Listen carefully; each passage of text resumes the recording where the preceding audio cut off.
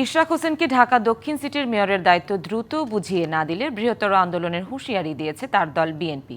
এদিকে অচল নগর ভবনে তালা ঝুলিয়ে আজ থেকে বিকেল 5টা পর্যন্ত ব্লকেট কর্মসূচি পালনের ঘোষণা দিয়েছেন ইশরাক সমর্থকরা। নির্বাচন কমিশন থেকে ইশরাককে মেয়র ঘোষণা করে গেজেট প্রকাশের পরও তাকে শপথ করিয়ে দায়িত্ব বুঝিয়ে দেওয়া হচ্ছে না। সরকারের এই বিলম্বকে উদ্দেশ্যমূলক বলছেন তার সমর্থকরা। পরিস্থিতি নিয়ে স্থানীয় সরকার উপদেষ্টা বলছেন, আইনি জটিলতা নিরসন না করে মেয়রের ব্যাপারে চূড়ান্ত সিদ্ধান্ত নেওয়া যাচ্ছে না। তবে এরই মধ্যে রাজপথের উত্তাপ গড়িয়েছে সামাজিক যোগাযোগ মাধ্যমেও।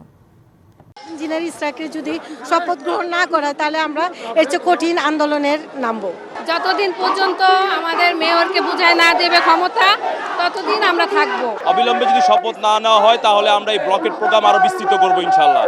এই ব্লকেট প্রোগ্রাম সচিবালয় পর্যন্ত ছড়িয়ে যাবে এবং দেশের সারা ঢাকা শহরের মানুষ এতে ভোগান্তি হবে। নগদ পেমেন্টে 500 টাকা পর্যন্ত ক্যাশব্যাক আর লেনদেনে প্রতিদিন ডিপ ফ্রিজ এবং ঘন্টায় ঘন্টায় এসি টিভি সহ দারুণ সব গিফট।